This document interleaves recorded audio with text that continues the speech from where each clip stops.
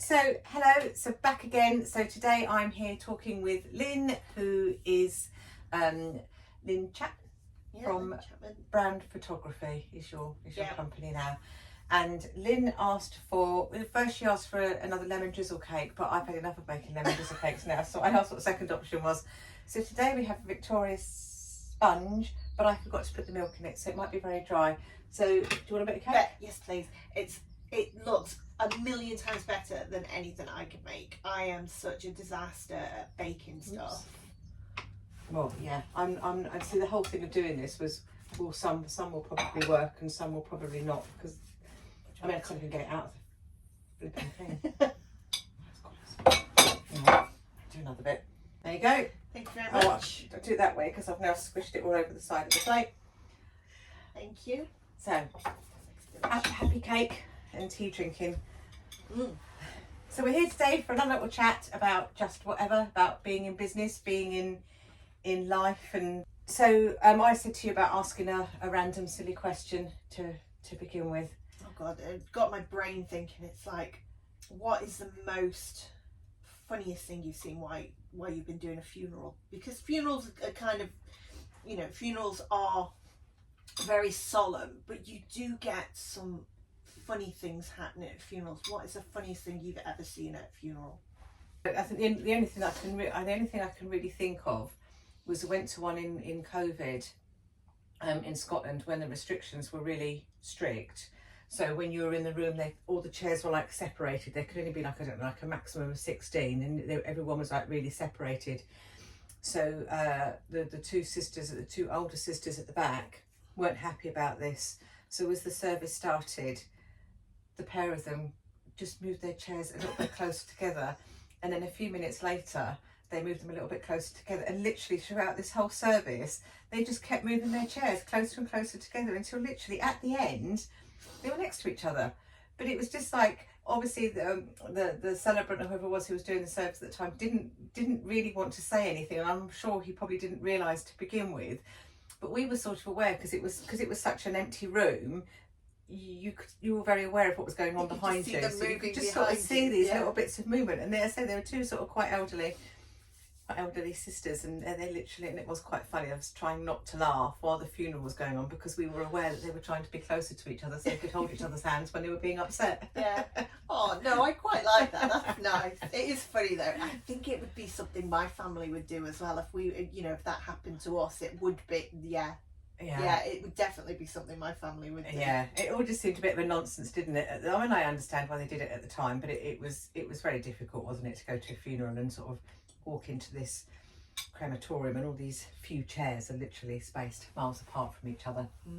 So yeah, I attended a funeral in lockdown. It was pretty much that. You had people in their own little bubbles, and then there was like a massive gap before anybody else, and there was only so many allowed. I mean, it was a little tiny church anyway, so there was only so many of us allowed there. And then when we went out to the grave, we were all like, instead of being surrounded by we were all kind of dotted around the graveyard, so we could carry on with the service, but we weren't all next to each other.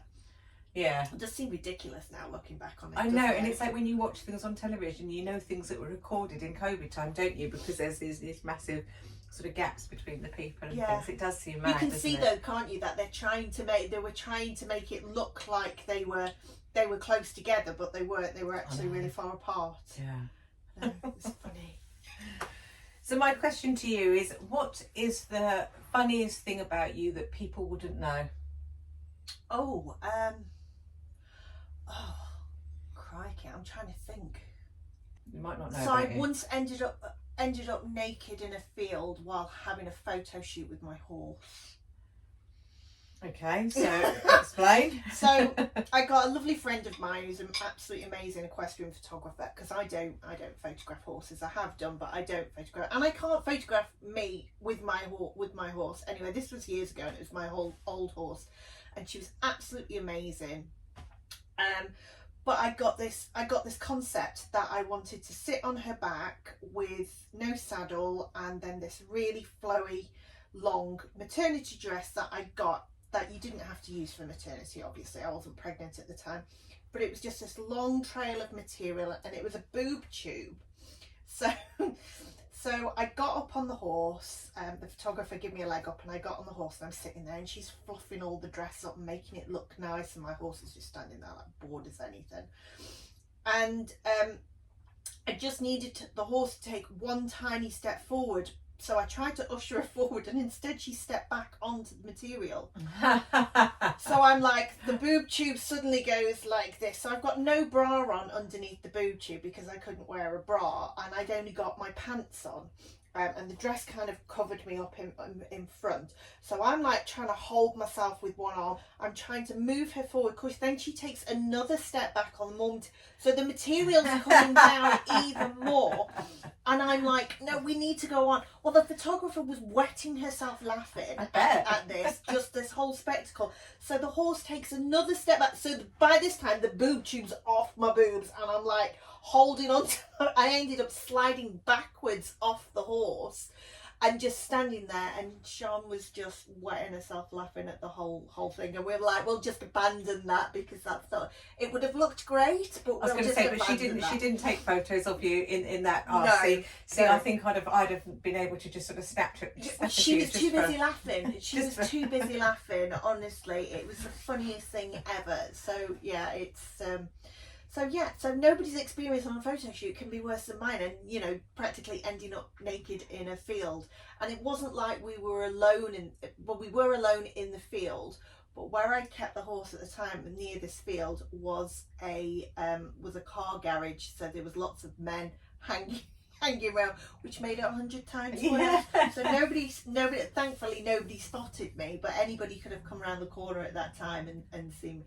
So yeah, so nobody's experience of a photo shoot can actually be worse. No, that's pretty spectacular, isn't it? Yeah.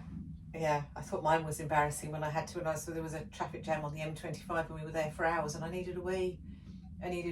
So in the end I had to get out the side of the car, around the side, squat and have a wee with all these people around, because I needed a wee. I couldn't not have one. So I've got a story very similar to that. So you know the floods quite a few years ago, it was about 18 years ago, probably it was a bit more than that, because I hadn't had my daughter then, she's 17, so it must have been about 19 years ago. So we had all floods in Chesterfield, and I'd not long moved to Chesterfield, so I didn't know my way around, and I was working on an industrial estate in Chesterfield, and all the rain was happening, and we were told we could leave early.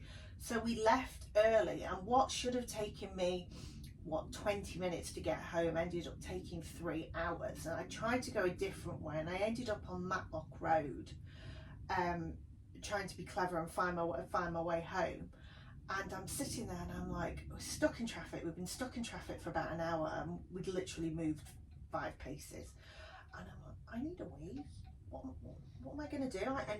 I'm like getting desperate for a wee, and I'm like, traffic will move in a minute. Well, it didn't move, did it? And I saw somebody pull into a driveway in front of me, and I went, I'm going to their house for a wee. And I abandoned the car in the middle of the road. I left my hazards on.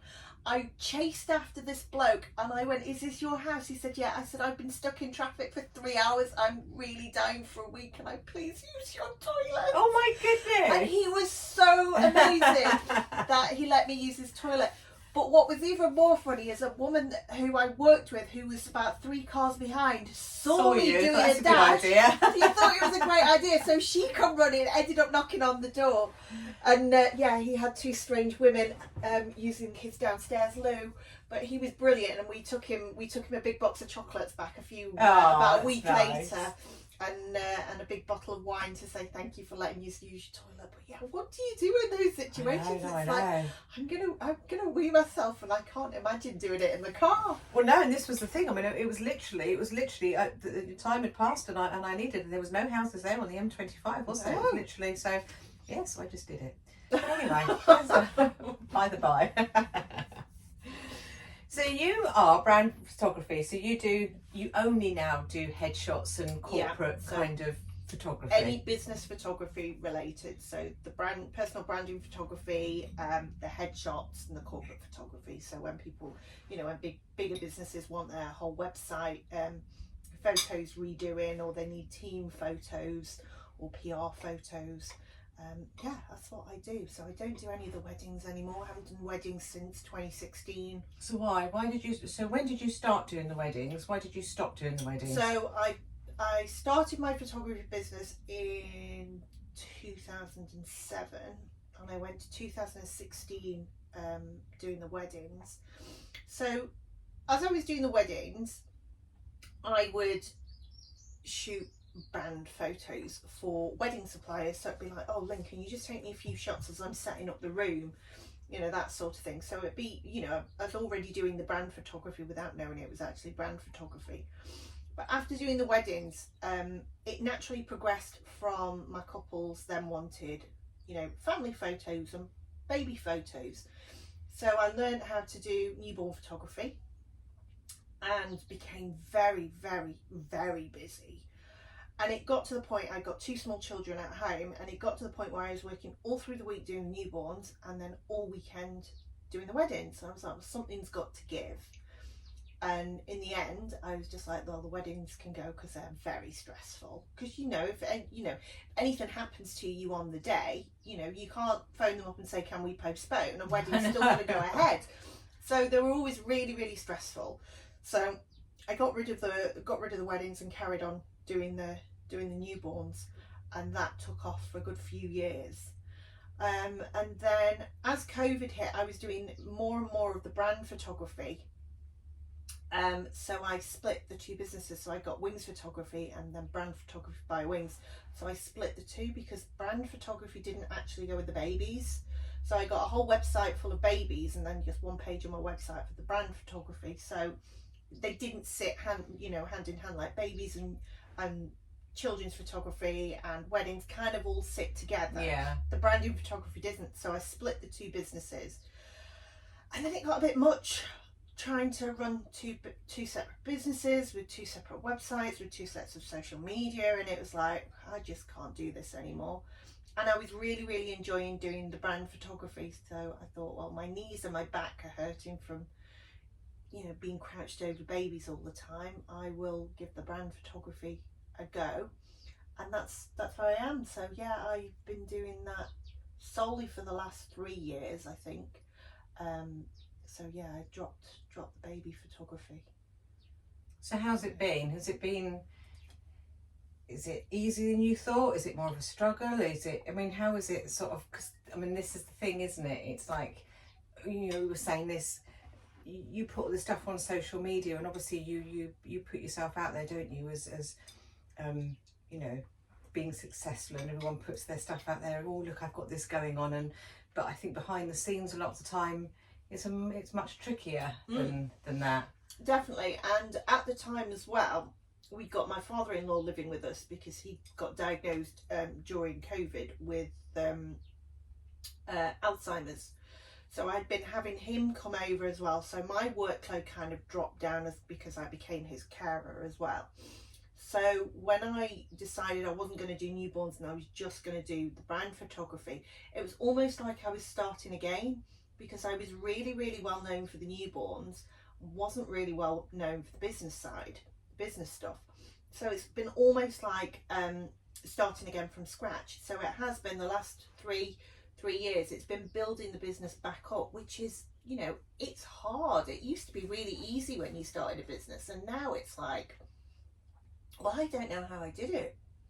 And back then, you know, back when I started business, it was, you know, the only places really you could advertise was leaflets and yellow pages, and there was, you know, social media wasn't a big thing. It wasn't like you advertised or ran your business on social media. So it's like, it almost seems like it should be easier to run a business now because of all the free marketing that you can do. But I think it's harder now than it was. I think it's, yeah, everyone that I've sort of spoken to, not mind doing the podcast, but just all the networking things that I go to, it seems to be, everyone sort of says that it's harder, and doing the wedding fairs and things, you know, talking to other wedding suppliers, you know, the cake makers, everyone seems to be saying that the work has got less for a lot of people, and I don't know whether part of it was during COVID, where people were then, you know, taken out of their work situations. It made lots of people revalue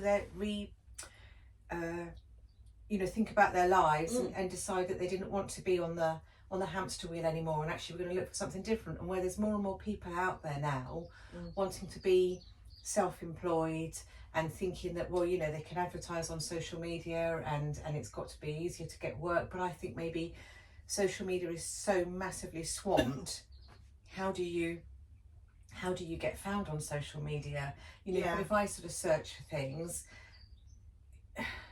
so just recently I've been looking at some travel things, like some motorhome things, and watching these people, and I mean they're great, but I sit there thinking, well, what made them pop up? Over another couple? Because whilst they were fine to listen to, they didn't say anything that was like, oh my God, these people are just so brilliant. They didn't make me, you know, fall around the floor laughing, or they didn't give me the most information that, oh my goodness, thank goodness I listened to that. So it's like, what makes them up the scale? I think with social media, it's become very much a popularity contest. Yeah. And if you haven't got, you know, a massive amount of followers, the algorithm pushes you down, which is really, you know, really unfair, isn't it? It will show you content that really you're not interested in or you're not suited in, but you'll have some slight match when you're searching, and because they've got thousands of followers, they will be right at the top of the list. So I think it has become a bit of a popularity contest. So it's, you know, you've got to build your following up on social media, and that's not easy in this day and age, because people are, well, they're bored and you know, they want to watch interesting stuff and fast-paced stuff, and sometimes that's not what your business is or who you are.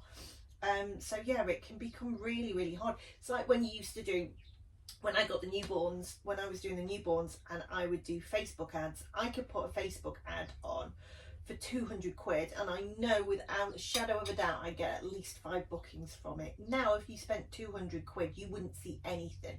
You'd have to be spending upwards of 2 grand to get even a single booking. It's become a lot harder, and again, that's because of how the algorithm works.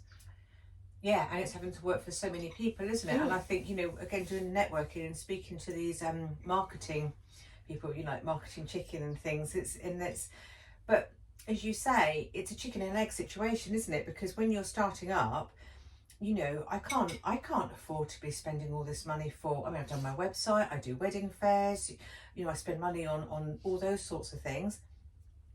If I've got a social media person or a marketing manager or whatever you call them, they are expensive. That is a lot of money that you're spending on that. And I think as well with the marketing people, there's a lot out there that will say they will do one thing and then actually they don't, and you've then wasted a lot of money. Yeah. So it's like, you know, how do you sort out who's actually going to do what they say and actually get you some bookings? Because it is really difficult, because anybody can say, well, we can do this and we can do that, and you know, this, that and the other, and it's like, but how can you? I know. You know, prove to me that that's what you can do, and I'll quite happily hand my money over to you, but most of the time they can't. No, and they can't guarantee to get you business, can they? And I know that they, you know, that's the case. They can't guarantee they're going to get you business, but I can't justify paying that kind of money. So my whole social media is me just doing it myself. But I'm not a social media person. I've never been until going into this. I've never flipping TikTok or Instagram. I've never been on them, and now all of a sudden I'm trying to create posts. And that's it again in this modern day of business, being self-employed. It's not. You know, we went self-employed because we wanted to do what we love doing. For me, it's taking photos. But now you've got so many hats that you have to wear, and the social media manager is one of them. And it's like, I don't like social media. I don't want to spend all my time on social media. And then it's like, well, follow this trend, follow that trend. What's these doing? How are they getting bookings? You know, do what they're doing. And it can be so difficult to kind of then take a step back and go, actually, I don't want to do that. I want to do something different. And that, but yes, so I found that hard as well, because I then watch other celebrants and I look, you know, I follow other celebrants and then I see their posts and I think, oh my goodness, that's so good. Oh, that's such a good take. Oh, and then I just feel, I just feel that I haven't got it. And then so to begin with, I was sort of trying to be all things and everything, and then it was like, no, you know, I need to just be me, and because I can't sort of try and be anything else, but I do still look at all these other people's and think, oh, that's a really good idea, oh, I wish I'd thought of that, oh, you know, oh, you come across really, and just question myself all the time. And I just think it can be quite it can be damaging. Yes, it can be really, really damaging, and sometimes you just have to go, I'm not going to look at them anymore, I'm just going to do my own thing. But yeah, it is hard, because you see all these other people doing really well, or you presume they're doing really well because what they're putting on social media, and you're like, well, no better than I am. And sometimes, I mean, for me, photography, it's like I will see some photographers and they look like they're doing amazing. I'm like, how are they getting work? Their photos are crap. You know, it's like they're million times better. And but that's the thing. But this is my question: is are they getting work? Because if they were getting so much work, if they were so good, then they wouldn't need to be spending all their time on social media. Oh, I don't know. It's hard. It is. Yeah. It is hard, yeah. And then you don't know, you know, are they doing that shoot for free just so they've got some content to post? You know, are they actually getting paid for that? You just don't know, do you? So, you know, it is kind of, most people only show the good side on social media. They won't actually post about the struggles. Which I've done. But I did it recently, and actually I got, you know, I don't ever get a huge amount of hits on any of my posts, but I did get quite a few hits on that one, and I did get quite a few sort of likes on that one, because I think I just sort of sat there and said, you know, it's tough setting yourself up, being self-employed. And yeah, well, I did it at the start of the just before the new year, and I put a post on, and it was about how you're going to see a lot of posts popping up. Oh, it's been an amazing year. I'm looking back on 2025. It's been so amazing. Blah, blah, blah. This has been brilliant. Da, da, da, da, da. And everybody's just bigging up about how big their year is. And, you know, I have done that in the past, even if it hasn't been a great year. And I thought, do you know what? No, I'm not going to do that this time. So I posted about how you'll see this. And I went, here's the honest truth for me. It's been a meh year. It's not been bad. It's not been great. It's been a meh year, and that's what it's been for me. And I got so many comments on that about, you know, oh yeah, I've had a bit of a crap year, or I've had a meh year. And I think people try and only show the good side, and then it makes other people feel a bit, oh, I'm not having a great year, and that makes you feel a bit crap.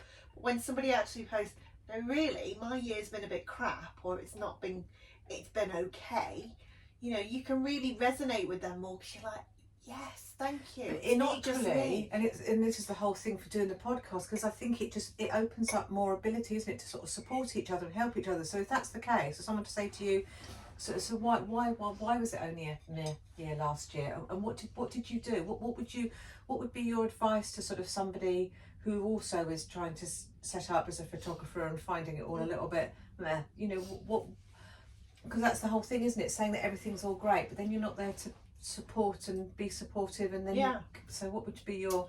So what I've done with my business this year, I sat down with a lovely lady called Libby Langley, who has she's absolutely amazing. And her new business model, what she does is she basically comes in and helps you sort out your business.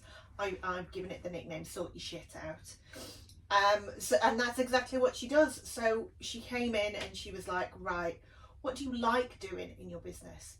So I made a whole list of what I liked doing. She's like, right, what don't you like doing? I think that list was like twice as long.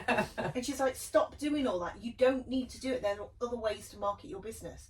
Like, it's like, I'd always been told on social media, you should be commenting on people's posts and trying to build a rapport with them. And I'm like, I can't think of anything worse. You know, I will genuinely comment on people's posts if I've got something, you know, if I've seen something and I want to comment on it. But the fact that you're going on, some people are going on to other people's posts, they're trying to engage them in conversation, then move it over to DMs, and then try and get business out of them. That, to me, it just, and I've tried it, and it does work. It can work, but I was feeling like icky about it. So I put off doing it last year, and that's probably why I'd had a bit of a year. And Libby was like, well, if you don't like doing it, don't fucking do it. So she said, what do you like doing? I love going networking. I love talking to people face to face. I think that's how you build genuine connections.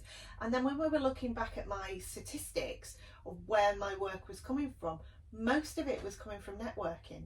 Right, okay. So it was like, okay, so my social media, because I always ask people how they've heard about me.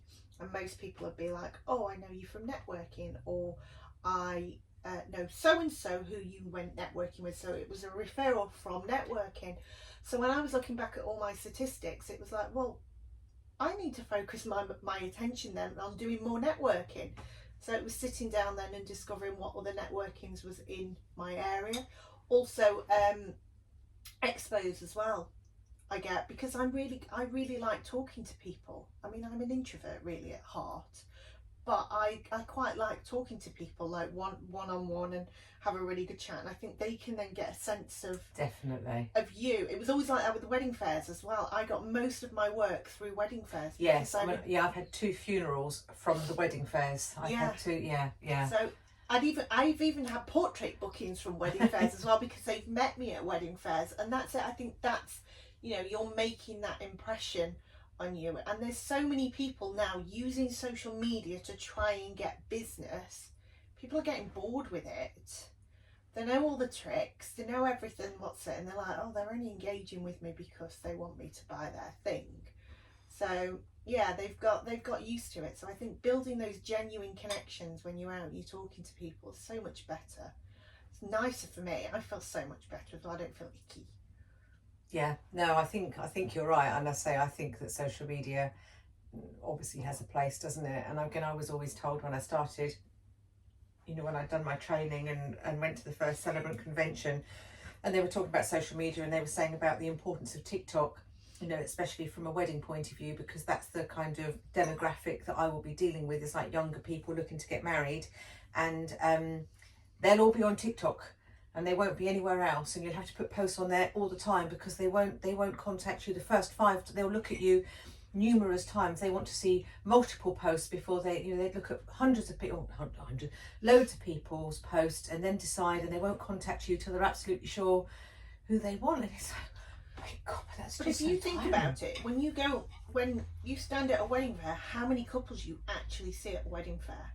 And most of them will make their decisions based on who they've met at the wedding fair, because they've met them in person, not because they've seen, you know, a great photographer or a great celebrant on TikTok or whatever, because they might go, oh, that's amazing, they're amazing, but the people actually might be really horrible. And I used to say to my wedding clients, it's like, you're getting me. If we don't get along, there's no point in hiring me. No, because all you're going to feel is resentment that you don't like me. Even if my work is the best in the world, when you look at your photos, you'll only see resentment, feel resentment. And it's about that feeling, rather than, you know, we're going to get on great and we're going to have a laugh and I'm going to be part of your day. Because a photographer is with a wedding couple, through the whole day, you know, much more than anybody else. You've got to really get on with your photographer. If you don't, you're just going to have a miserable time. And you can't wait to tell them to sod off. So you know, thinking back on it, it is the wedding fairs that brought me in most of my business. The problem with wedding fairs for me is because of being a celebrant, people come to a wedding fair generally once they've got engaged, and the first thing people do when they get engaged is decide when they're going to get married, and they book their venue. Because obviously venues get booked, and at that point the venue says to them, we can't confirm the booking until you've booked your registrar. So they'll book the registrar because they want to have the booking of the venue confirmed.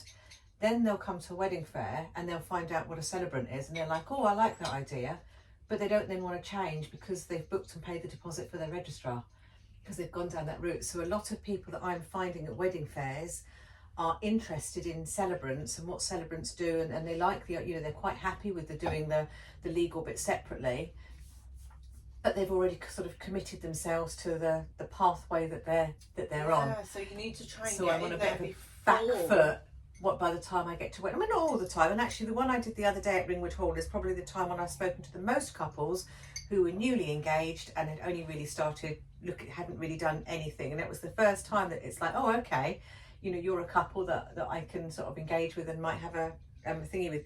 But as I say, for the other ones that I've done, it's been, you know, we've booked a registrar. Yeah. And because again, people still don't really know, a lot of people don't know, you know, what a celebrant does and what the difference is. And again, venues don't explain it. They're businesses. They just want to get the booking. Yeah. They want to get the booking the easiest and quickest way that they can. So the easiest thing is to say book a registrar, because obviously that will always be the thing that most people go for. So yeah, it's really interesting. Obviously we've talked a lot about marketing, really, haven't we? But I think that's just such a big part of being self-employed, isn't it? It's a massive part of your business, isn't it? And you've got to market yourself, otherwise, you know, nobody's going to find you. It's like you're sitting up here running your business, going, oh yeah, I know. I'm over here, and it's like nobody can see you because you're tucked away, you know, behind your house, and you're just like, I'm here, come and book me. This is why I thought I'd try the podcast, because I thought it was something a little bit different that, as I say, might help others as well, because any sort of traction that you can get with anything was sort of a, so if say your daughter in a couple of years time sort of turned around and decided that she wanted to do something self-employed, or not just anybody, what would be your I've encouraged both of my kids that they should be self-employed. I think in the way the world is at the moment, it makes no sense working for somebody else. It really doesn't. My dad was self-employed. My mum retired really early because she got rheumatoid arthritis. She's a florist by trade, but she couldn't carry on because of her hands. So my dad was self-employed. And I've said to my kids, it's the only way really that you can get on, unless you're going to go for a career that's going to lead to such good progression, then, you know, you're never going to have enough money to do anything in life. And the only way you can do that is by running your own business. So I've tried to encourage both of mine to, that's the way that they should be thinking ahead. So my daughter is an amazing artist. She's coming up to 18, and she's an amazing artist, but she loves doing it for herself. So we've tried to do it as a bit of a business. I set her up on Instagram with stuff. She was doing pet portraits, which she is amazing at, and then she just turned around and went, oh, I don't want to do it. I don't want to do it. So I'm hoping she'll pick that up later in life. My son, he's not sure what he wants to do at the minute. He's 14. He'll be 14 next week. And at the moment he likes watches. He likes messing around with watches, taking them apart. So maybe you could do something with that, because that's a whole different trade that's kind of dying out at the minute. Yeah, I've said go into a trade, you know, plumbing, electrician, something like that, because there'll always be those type of jobs needed. Yeah. So yeah, that's what I've told my kids, that they should be aiming to have their own businesses or start. And if you've got if you've got then a nugget of something that you would give them to say, you know, like a really important take home sort of thing about being a self-employed person, that's a really good take home of, you know, making it something that you've learned. Yeah, you've got to love what you do. If you don't, there's no point in doing it. There's no point in doing it. If you don't absolutely love what you do and you want to do that as a business, then you're just going to resent it. It's going to be something that you've got to do to earn money, rather than something you love and you earn money from. Yeah. I think that's really good. I think that's a really good sort of thing to say. You've got to love what you do, and I think you're absolutely right. You've got to have a passion about it, haven't you? Brilliant. Yeah, it's good. Thank you very much.